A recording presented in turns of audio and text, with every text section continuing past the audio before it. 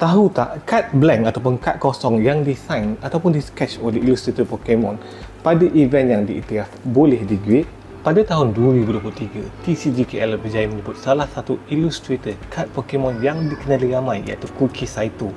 Sewaktu event tersebut, Kuki Saito mengadakan sesi sign dan sketch pada blank card dan apa-apa item yang tidak mengandungi IP Pokemon. Blank card dan promo card yang di-sketch bersama signature beliau berjaya digrade keasliannya di bawah PSA Grading Company, seperti mana yang member aku Alif berjaya dapatkan untuk koleksi beliau. Memang cun gila.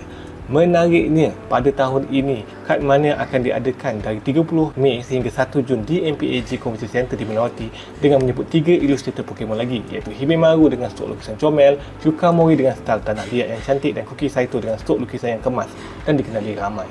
Korang boleh dapatkan kad promo special untuk design di bawah signing package, ataupun dapatkan blank card untuk di sketch dan design oleh kesemua artis di bawah package standard dan juga plus package. So kat sini korang boleh dapat custom card special daripada artis-artis Illustrator.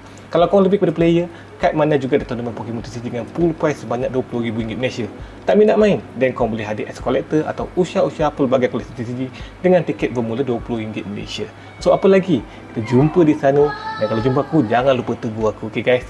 Apa lagi? Collector dan player, jumpa di kad Mania 2025.